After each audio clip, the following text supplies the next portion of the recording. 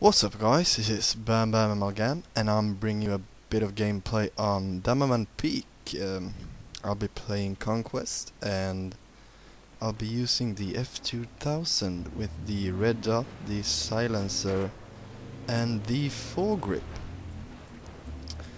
So today I thought I'd talk a bit about the assault rifles in Battlefield 3. As you are probably aware of, they all are pretty much the same, except for a few variables that makes, well, for one, the f2000 a lot, in my opinion, better than the other rifles. So I'll go right in with the f2000. With a rate of fire at 850. It has the highest fire rate amongst all the assault rifles, and thus making it the best in my opinion. And with a foregrip and a suppressor, the recoil is barely noticeable. So the downsides with the f2000 is that it does less minimum damage when suppressed. So that means that it will take more shots from a distance when using a suppressor. And that's about it with the f2000. There's not much more to say, so moving on with the AEK 971. So I checked both the info screen or the statistics for the gun on the game, and the game says it has 750 rounds per minute, but Battlefield Wiki says it has 900. So I'm not sure which one to trust, but it feels like the f2000 has has a higher fire rate, so I'm gonna go with the game. And I believe that Battlefield Wiki is wrong. So the downsides with the AEK is that it has a minimum damage of 17 when suppressed. The f2000 has 16 minimum damage, so that's a 1 point more for the AEK, but I don't think it makes any difference, I'm afraid. So the f2000 does beat the AEK. So moving on to the M16, the default assault rifle for the US. It has a rate of fire of 800 according to the game. The wiki did not have any information on this, and it's a bit strange because on the wiki it says that it does 16.7 minimum damage at all times. So that's lower than the AEK with a suppressor, thus making it worse than the AEK, but still it's just 0.4 damage, so it doesn't make any difference, to be honest. But completely statistics, it's worse. So yeah, moving on to the AK-74M. It has a rate of fire of 650 and a minimum damage of 16.7 at all times, like the M16, but with a rate of fire at 650 compared to the M16 with 800. I'd say the M16 is a bit better, and it's the same here. I couldn't check on the wiki, I believe, or maybe I could, I'm not sure, but whatevs. 650 rounds per minute. And yeah, that's about it.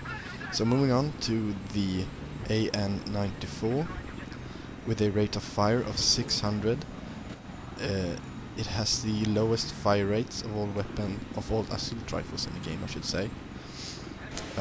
But it has the highest damage with a and it stays the same even when it's suppressed. Although it should be noticed that all the assault rifles have a maximum damage of 25. A body shot does 25 points of damage. So when in medium to close combat, all the guns will kill at 4 shots. So it all comes down to rate of fire. And the f2000 beats all the other guns, and you probably see me in this video spraying someone down in a ridiculous manner, and I don't think that's quite balanced.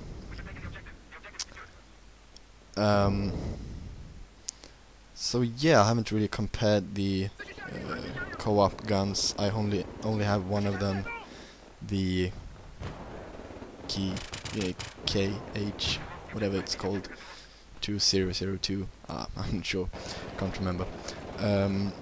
So I haven't been able to compare that, but that's also a burst weapon, so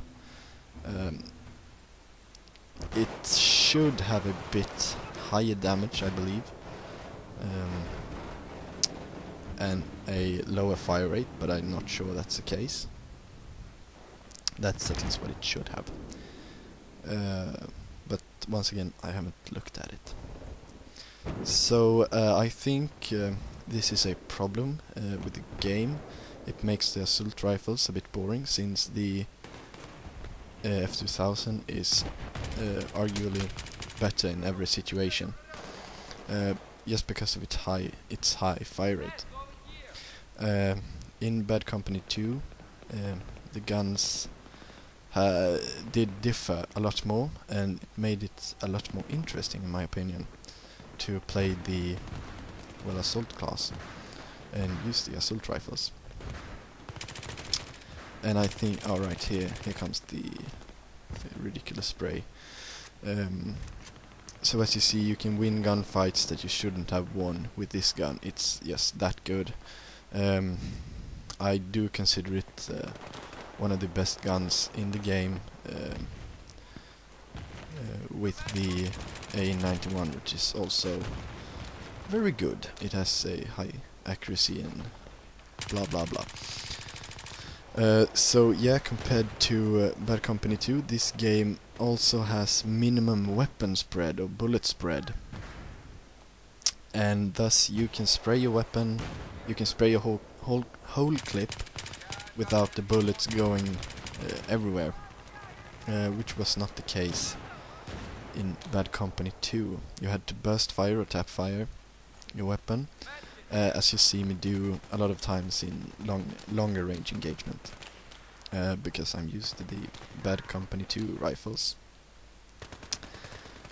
And yeah, I haven't really realized that you can actually just spray. And also I think it's easier to tap fire, and it works for me, so why shouldn't I? So yeah, I think that's all I have to say about the assault rifles. I think that I should make them a bit more interesting. I hope they will. And yeah, I also heard they were nerfing the anti-air missiles, or the anti-air launchers. I'm not quite sure why they're doing that. I think they're fine. They don't have too long range or anything. It's to be honest quite easy to just fly against the ground and avoid them. Also, while talking about flying close to the ground, is there anyone who knows if the below radar actually works? Because it doesn't seem to work for me. I still get locked on even though I'm flying like on the ground. So yeah, that's the end of the game, and I hope you enjoyed this gameplay. If you did, be sure to like the video, comment if you have any special weapon that you want to see, and I will for sure bring it. So yeah, have a nice day. Thank you for watching.